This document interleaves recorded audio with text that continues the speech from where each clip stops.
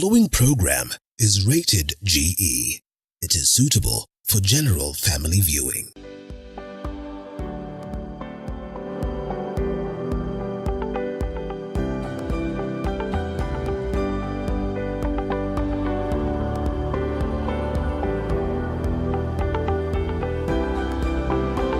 Ladies and gentlemen, welcome back to Body Garage, the art of well-being, and Happy New Year to you. I trust you had a festivity season that is filled with goodness, and we at Body Garage would like to invite you back to our weekly shows. And my name is Dr. Chepsi. I'll be your host, and today we have a very interesting conversation that is geared towards helping you and the people around you understand more about mental health.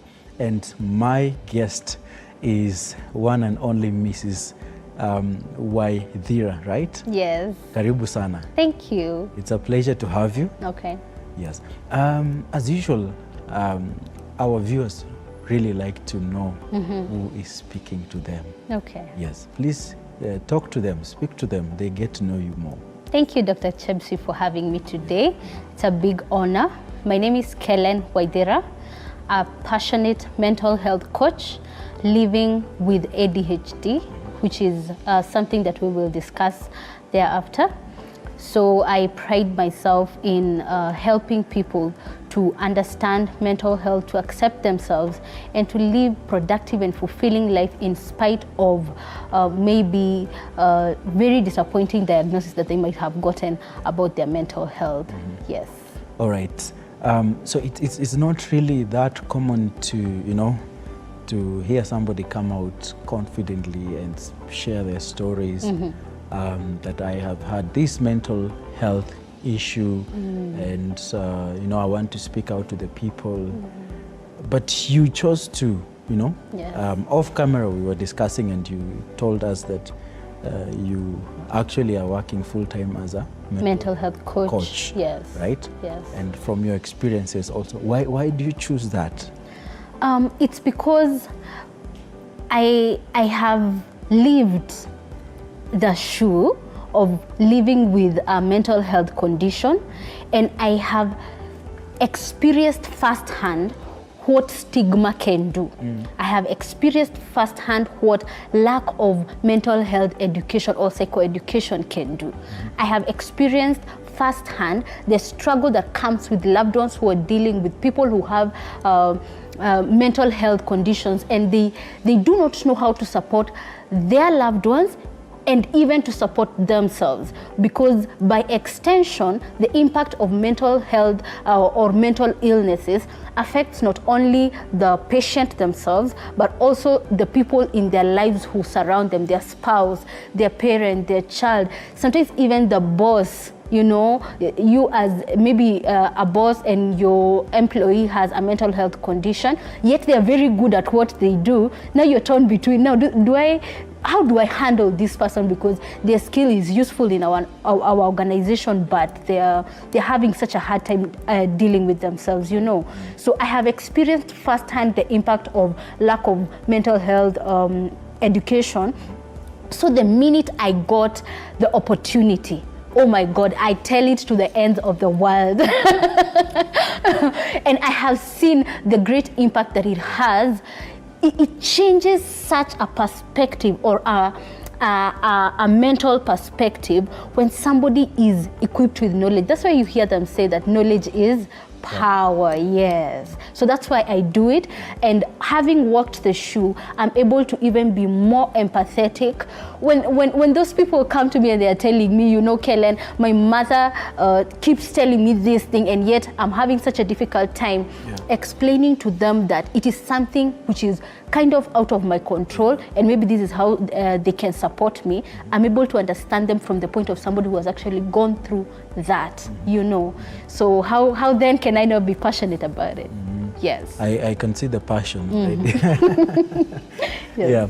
Now, if we are talking about maybe a part of the broader mental health concern. There are so many issues and concerns and different things that can be mentioned about mental health. Yes. But today we are specifically talking about ADHD. Yes. In full, it's attention deficit hyperactivity disorder. Yes. Right? Yes. Maybe we can start there. What is it in very simple words that the people can understand? What is ADHD. So attention deficit hyperactivity disorder is a neurological disorder whereby somebody is born with or develops in their childhood a deficiency of a chemical in their brain called dopamine. And the chemical in their brain called dopamine is what is responsible for executive functions. And executive functions is like memory, organization, prioritization, self-monitoring, emotional regulation. Yeah. There are like 11 of them. We might not manage to like go into all of them, but generally that is what that is how it presents itself. So that chemical in the brain called dopamine, when it is deficient, you find that somebody does not have motivation to do the normal tasks that a normal person finds so easy. Yeah, yeah. Like Dr. Chelsea, let me tell you, a task as easy as cleaning up, you know, you will find that their house is chronically messy, you know, or if it is neat, it took them twice or thrice the effort of a normal person to keep it neat, you know. So somebody else on this other side of the table may be wondering, what's the big deal? When that person who has ADHD does not know they have ADHD, they are also wondering, like that person, what could be wrong with me? Why am I not being able, you know, to just tidy up like everybody else? And you will find that, so there's memory. Also now they forget a lot. They will actually promise you that I promise you I will do this, but unless they have supportive tools like reminders, notebooks, I write down everything, everything. If you had not sent me the text you sent me, you know, of directions and what, my mind is just jumbled up, you understand? That's the reality of somebody who has ADHD. Unless they use the tools to help them in their memory, in their prioritization and organization. Let me explain a little about prioritization. You'll find that they're more inclined to do tasks that stimulate them. The exciting stuff. Exciting stuff. And you know, the exciting stuff is not always the stuff that needs to be done first, you know. So they will get into a lot of trouble with employers. They'll get, in school, they'll get into a lot of trouble with their teachers. Even at home. Even at home, you know, like you are left a list of chores, but because you love washing utensils and not doing laundry, you choose to, and maybe that day is these days whereby the sun just comes out in the morning only, you know. So your mom had told you, please ensure you hang that laundry first thing in the morning so that it dries. But you don't like doing laundry. Their mind is not naturally able to tell itself to do to prioritize the laundry first before the washing the dishes, you see.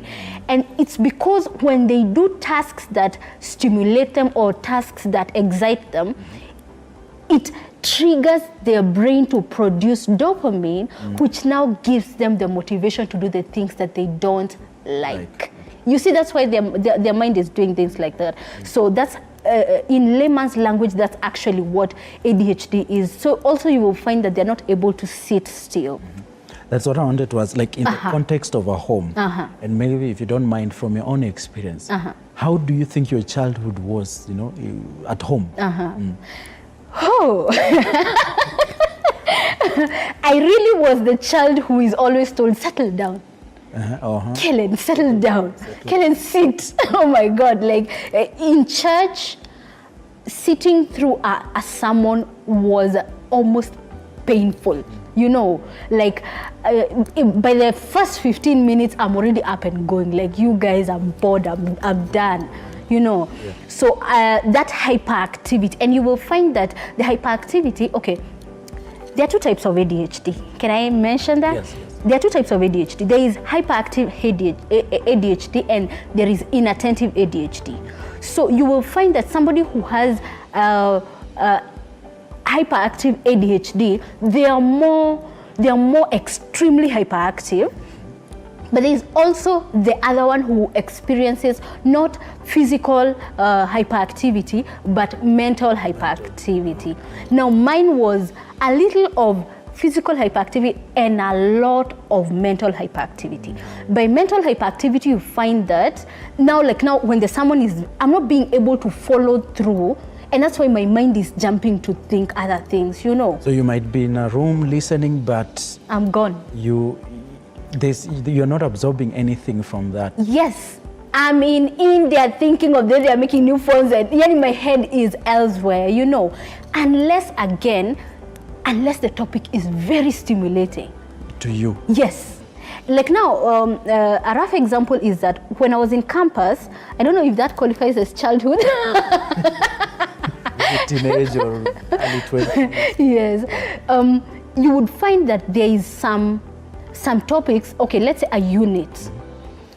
There is a certain aspects of the unit that is very stimulating for me. So those classes, oh my God, I shine like a bright star. Until the lecturer notices there's a certain student somewhere, you know, who is very active in class, who is, you know. And then there is the parts of that unit that I don't like. You're not. I'm gone. It's an extreme of interest and an extreme of no interest. So it's, we don't know an in-between of I'm interested but I am not. It is either I'm completely interested or you're not, or completely not interested. You don't have the luxury of saying I have to do it. Exactly. Unless again you have the assistive tools, like maybe medication, or you're going for therapy, or you're going for coaching, or just something that is helping you to fill that gap that your body is not naturally able to do. We'll talk about the help. Yes. But you already mentioned some of these things, the 3 hallmarks of ADHD. There are more stuff here. Yes. But you've mentioned about inattention. Yes. Hyperactivity. Yes. And impulsivity. Yes. How does impulsivity come about? Oh, wow.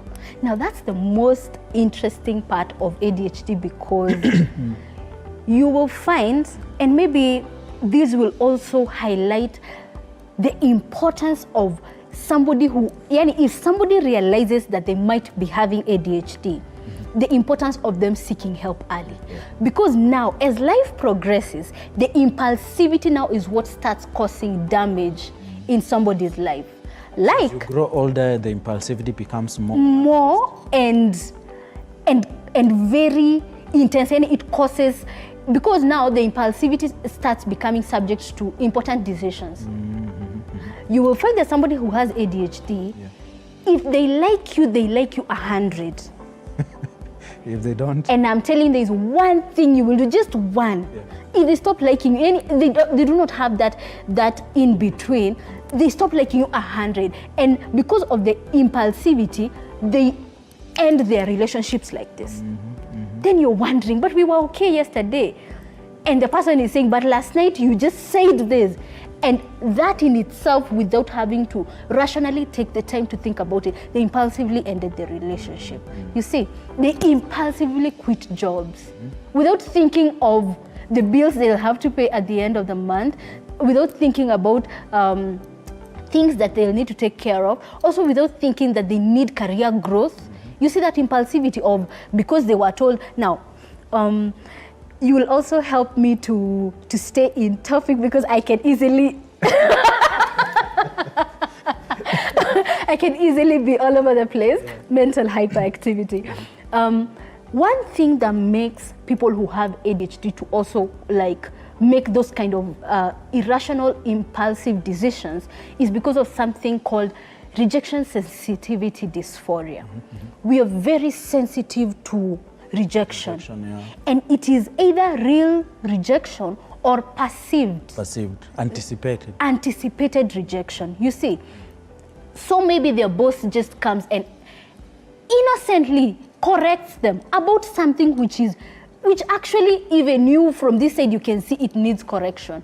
But their mind interprets that, in fact, I know they have said that because they are planning to fire me, so before they fire me, let me fire myself. They quit. That impulsivity. Now, that's when gradually it starts causing a lot of damage, and if it's not realized early, like myself, Dr. Chebsi, I lost a lot of jobs. Before I could realize I have ADHD, my relationships had a blow. All right, we will take a pause and we will take a break. Okay. And when we're back, we are going to pick the conversation right where we have stopped. So stay tuned.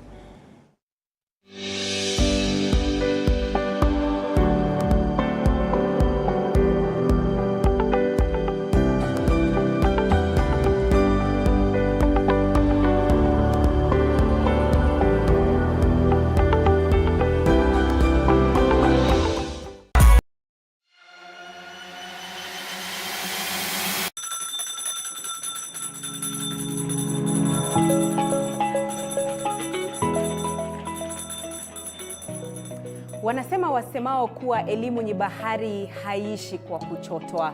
Wakati mwingi natangamana na wanafunzi madarasani, sio kama mwalimu bali kama nahodha kwenye kipindi cha tasnia ya elimu.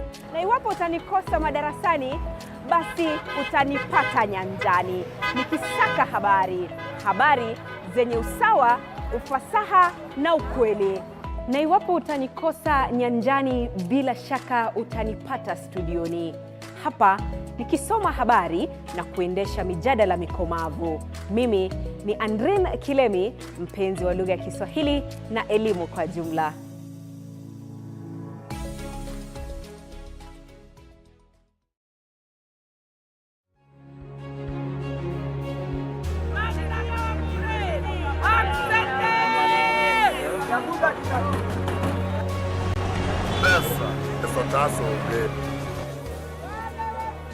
They say money makes the world go round. So let's slow things down a bit.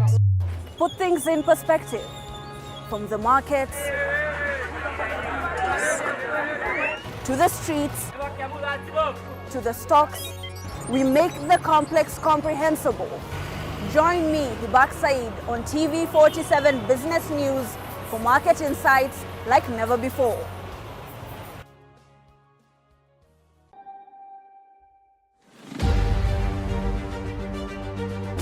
What's making the headlines? What does it mean to you? How does it affect you? We answer all these questions every Sunday for half an hour on To The Point Show. Hey, I'm Grace Kuriakanja, and a lot has happened this week. Let's dive into it.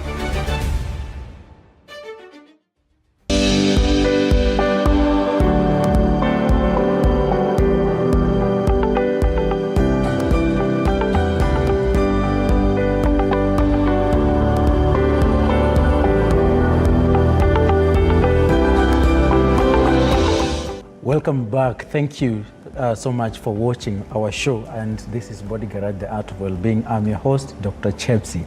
And we are continuing with the conversation on ADHD as part of the broader mental health concerns.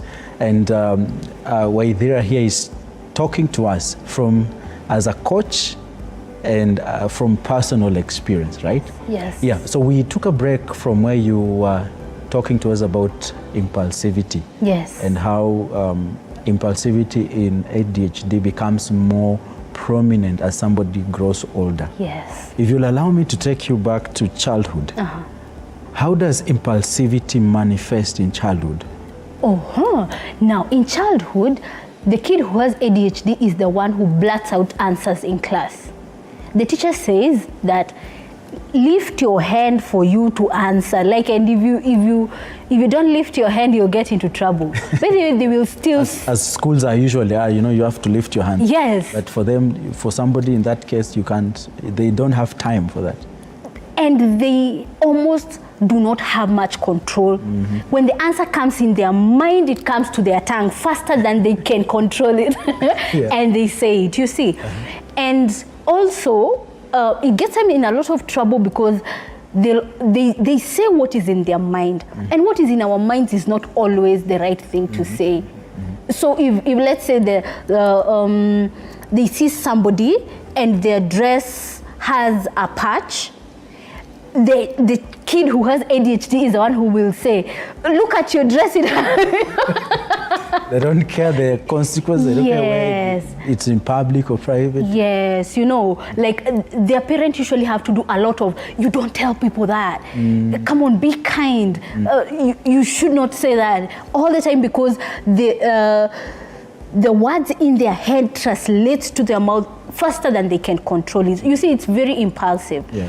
Now, also, when they are a child, you will find that just like when they are an adult, they quit jobs and do things like those. Yeah. They will leave the class when they are bored. And remember, they were not supposed to leave the class when they've already left.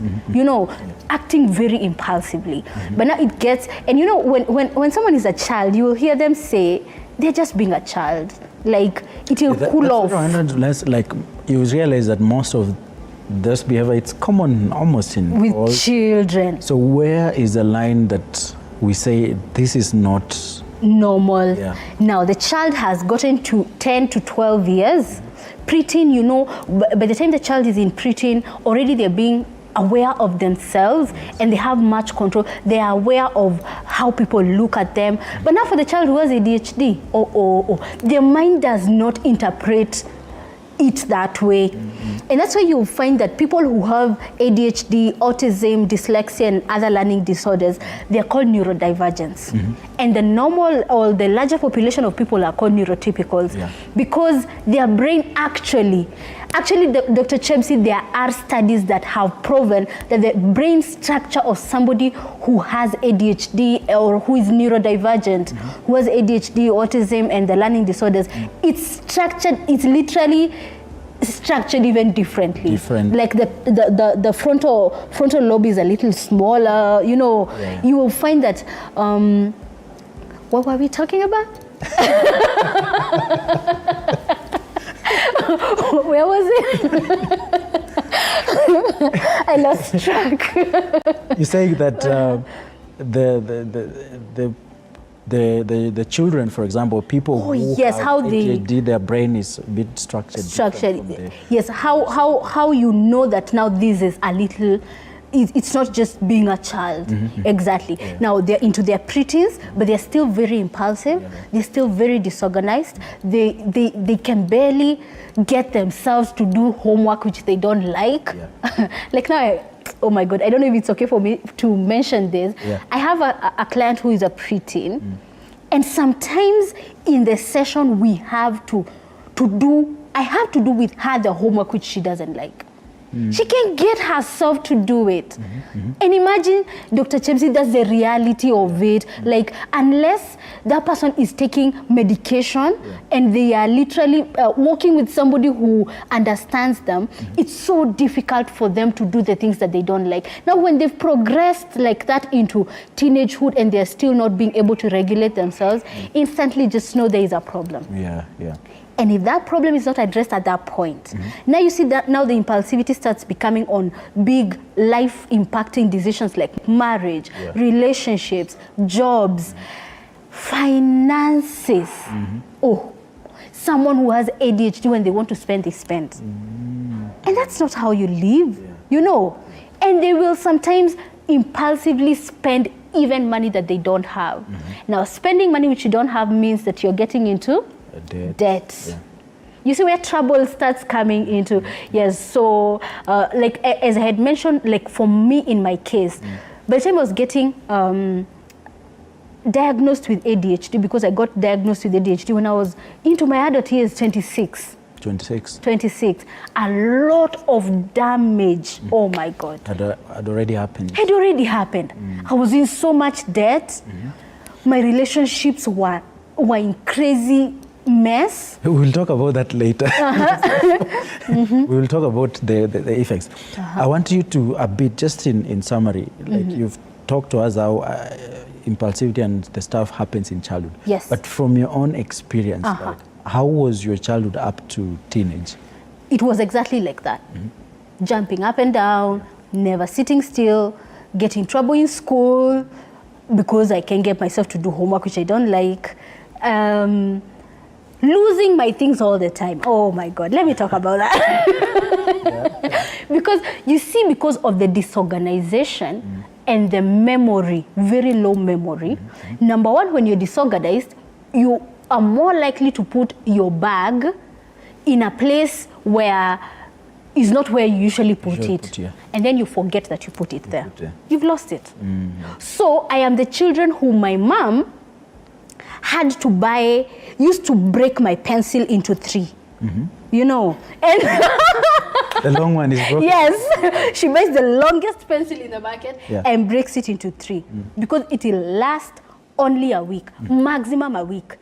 And in that week, I have lost how many pencils? 3 pencils. But she was wise to know that my kid is like this. So in real sense, she's lost just 1 pencil. Now, if she was giving me the long pencil, she would have to be buying 3 pencils. You see, so a child who has ADHD also loses their things so much. They go with a jacket, they don't come back with it. They go with a bag, it's missing something. It's just missing something. Their keys have to have a the rope, string. The string on the neck, Yes, otherwise they lose it. You see, I never came back home with umbrellas and water bottles. You know, I lost them all the time.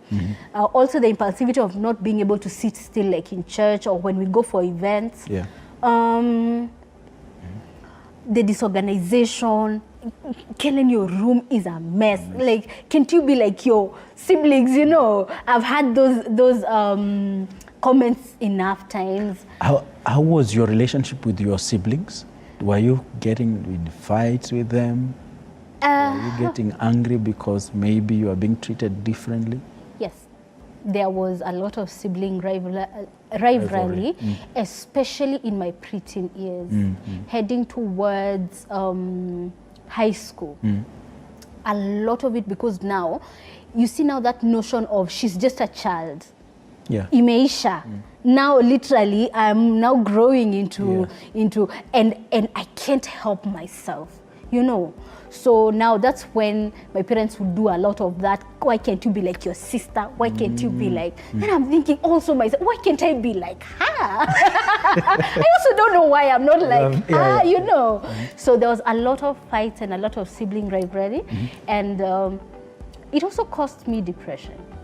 And it is in that period that I attempted suicide for my first time. You did? Yes. What pushed you that? Is there a point that you saw that your parents were like, we are done with you? Did it get to that Well, point? they've told me that enough times. Yes, like, Kellen, you're a done case. Like, I don't know what will ever solve your life, quagmire.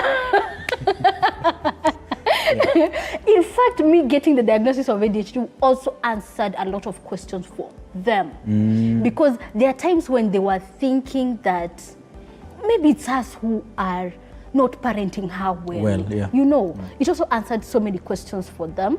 And it also helped me to forgive them a lot, you know, because I also got to realize they also didn't know what they are dealing with, you know. Yes. At that time, you know, childhood, teenagehood, until even before you get the answer to what the trouble was, what were the approaches that maybe your parents were taking, or maybe close family friends? What were they saying about you as that child? Which is the reality of stigma. You're lazy, you're disorganized. Why can't you be like the rest? Kwanza hiyo. Why can't it's a you common just statement. Yes, you know, why can't you just be like the others? Which also now affects my self-esteem and my self-confidence. So in my teenage years, I do remember having such a low opinion of myself, which also now explains how it could lead me to depression and to and at that time, Dr. Chebsi, I'm saying it was depression because I now know it was. It was. At then that you time, didn't. I didn't. I just had headaches that were not ending, you know. And I remember it was so gruesome that I did not want to go home. Home was not an environment that I wanted to be in because I felt like such an outcast. I felt like I'm not fitting in, you know. And there are actually times that I asked the principal to stay back in school during holidays when the others are going home, you know. So that's the reality of stigma actually. And just also me not being up with tasks as compared to the people around me, either a cousin who's at home or my siblings, you know. because I'm not being able to explain why I don't have the motivation to do the things that I don't like, in spite of the fact that they are necessary. True. Yes. All right. Thank you. We are going to take a break, and when we are back, we are going to pick the conversation to talk more about the stigma. Okay. Stay tuned.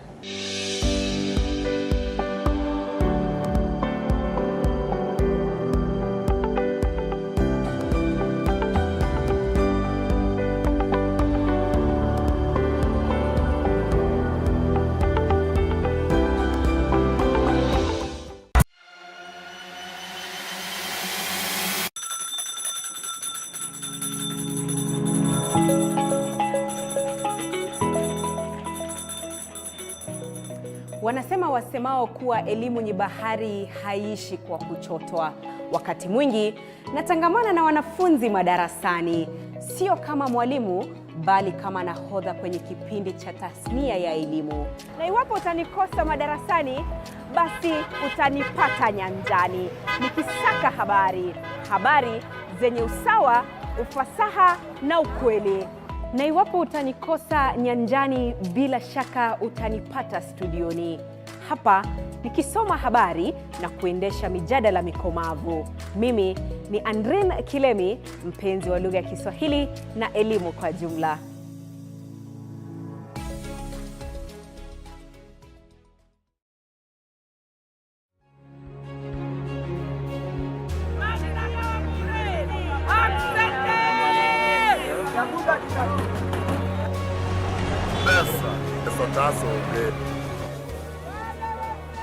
They say money makes the world go round. So let's slow things down a bit. Put things in perspective. From the markets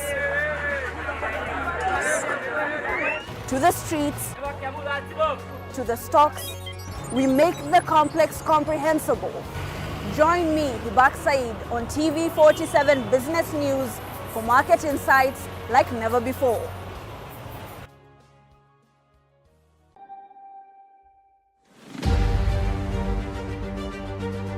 What's making the headlines? What does it mean to you? How does it affect you? We answer all these questions every Sunday for half an hour on To The Point Show. Hey, I'm Grace Kuriakanja, and a lot has happened this week. Let's dive into it.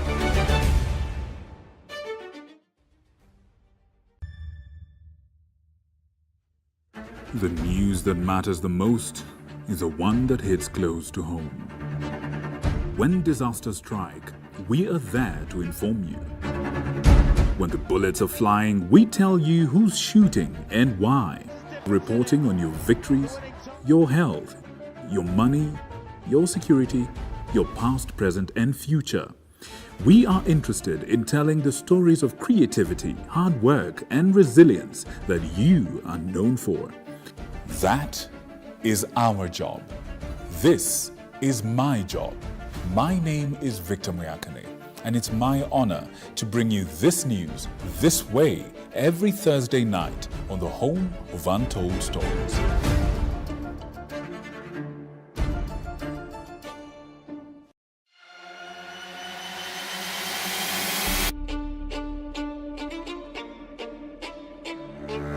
Katika majengo haya, hapa ndipo sheria zinapotungwa na zinapopakuliwa. Nitakuletea viongozi mbalimbali, mirengo mbalimbali, wote kwa pamoja wakipika na kupakua. Tutawapa nafasi kuweza kuangazia changamoto na mafanikio ya ugatuzi katika ukumbi wa siasa kila siku ya Jumanne kuanzia saa 1 kamili na kuendelea.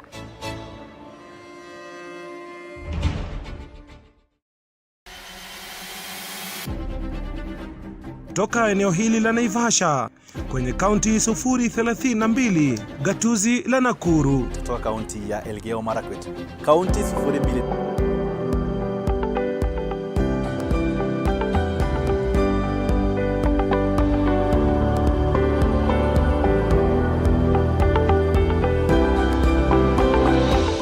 Welcome back.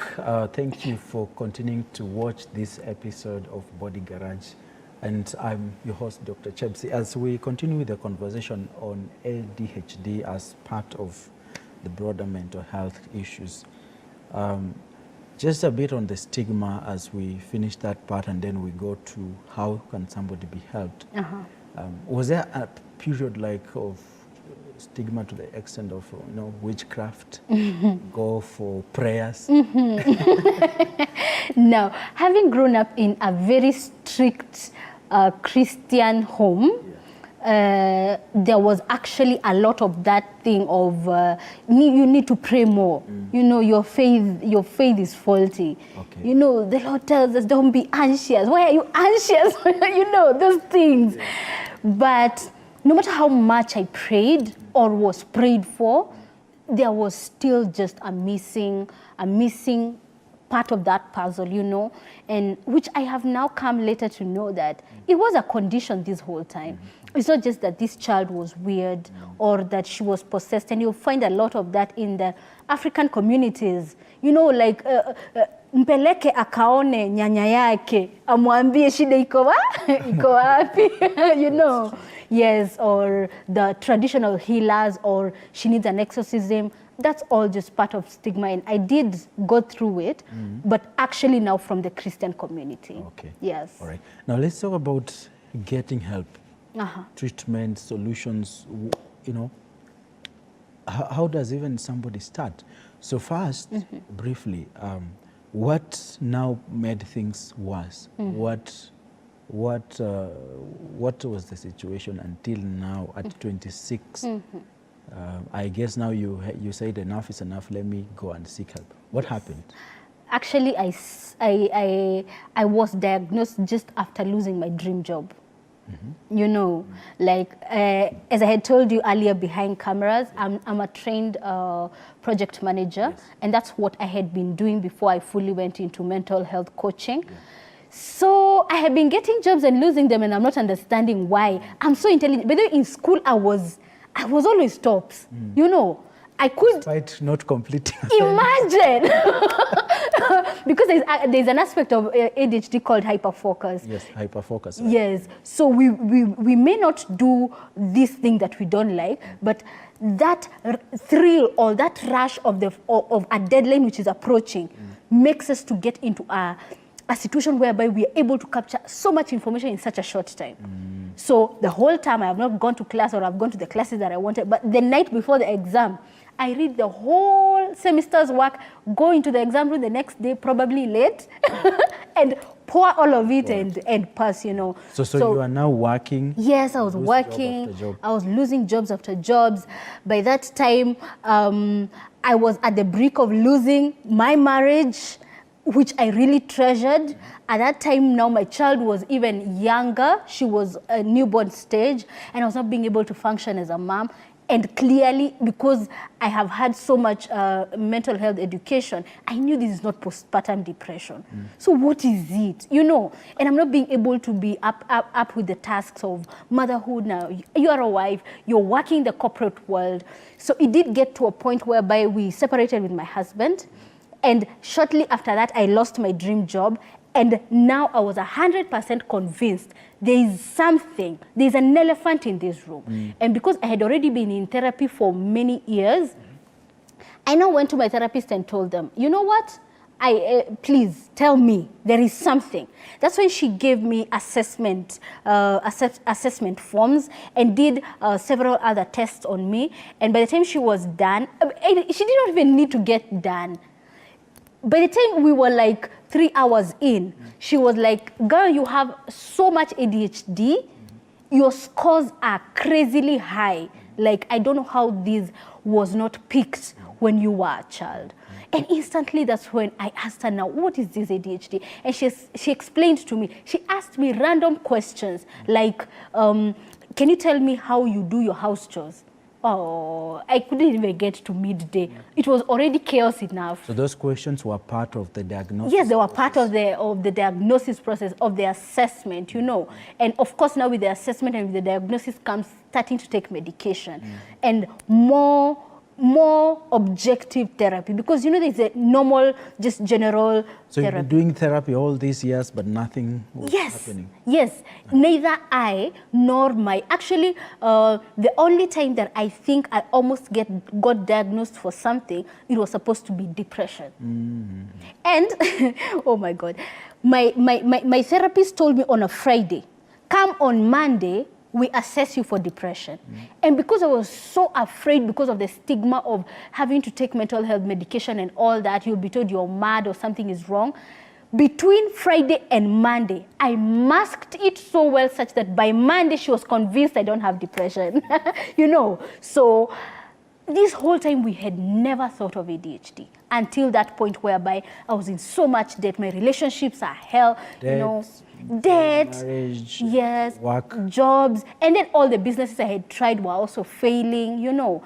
And let me tell you, Dr. Chebsi, I saw such a drastic change in my life after I started. Like after now you have been diagnosed. Yeah. So what were the steps that were taken? Are you starting medication? Yes, I had to start medication, and I had to start immediately.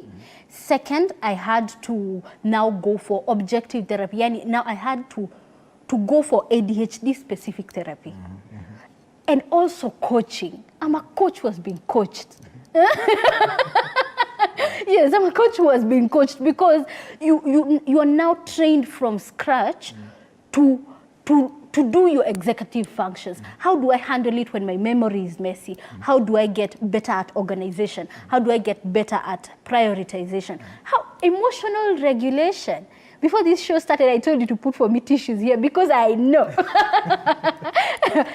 At a turn like this, I can just, yani. So you had to be trained on how to do daily activities. Daily activities. How to set things, to prioritize. Yes, emotional regulations. Yeah. Yes, so now I think this is important for me to mention that people who have undiagnosed ADHD, or who know that they are consistent with the symptoms that we are talking about, but maybe they're living in denial, in most cases, like such a large percentage of them are struggling with an addiction. And do you know why? Because the addiction is self-medicating, you know. So you also now taught how to self-monitor, you know, like, oh, I know that you love to party a little and it makes you feel a certain high, but just know that your high is not like of a normal person, you know. So somebody might be having ADHD symptoms, but they're using other things to self-medicate. Like addiction to medication. Yes. So just something. Not addiction to medication, addiction to gambling, addiction. Gambling, drugs, or abuse, for example. To self-medicate. To self-medicate. Yes. Unknowingly. Unknowingly. All right. Yes. Now, the question is asked, is ADHD curable?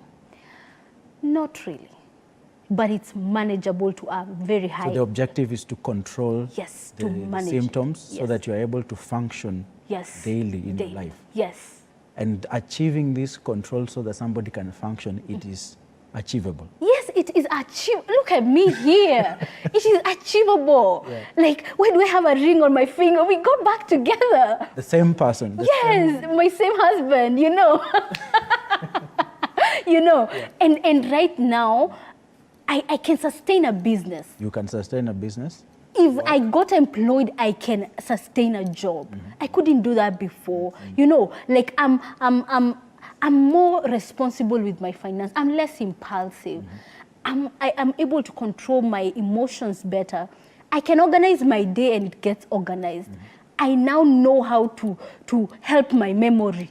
You know, how to remember things. I have tools that are helping me. You can now interact with people better. Yes, you know. So actually, the treatment or the management of ADHD is not just the medication. So that's what I want us to summarize at that point. The treatment. So how many options we have? We're talking about medication. Medication, therapy, like the medical therapy, and psychologist kind of. Yes, psychological therapy, and coaching. And coaching. Yes. So this therapy and coaching are two different things. They are very different because the therapy is medical. Purely medical. How are you feeling? Your mood stabilization, stabilizing your moods. Because also you find that ADHD has a lot of co-occurring conditions, mood disorders and whatever. So the medical therapy takes care of that. The drugs, the psychologists, yes. Now coaching. Now the coaching comes into your day-to-day life. Daily activities. Yes, helping you to be functional, helping you to be productive, helping you to perform well at work, even in the tasks that you don't like but are important. And all these things are not the drugs, the therapy and the coaching. They are not a one event thing. Yes. It's a periodic thing. Yes. That you have to be. Yes. We want our viewers to understand that. Right? Yes. Yes, it's not an overnight thing. And that's why it's very important to start from, you had asked a very important question which I would like to answer. Like now when somebody realizes that maybe they have these symptoms, where do they start? You know where they start, Dr. Chemsi? Yes. They start from the knowledge. Watching a show like this, the knowledge, and after this going and researching more. Second, if you realize that you might be having, start accepting yourself. Third, when you accept yourself and you go to the psychiatrist and you're given medication, if you have accepted yourself or you have overcome that stage of denial, you're even able to respond better to the coaching, you're able to respond better to the medication, you're able to respond better to the medical therapy. When you understand yourself. When you accept. Accept insight. That's what you call insight. You now do the inside work so that it influences a positive outside work. Yes. Wow, that's great. Now, you have written a book in line with that, right?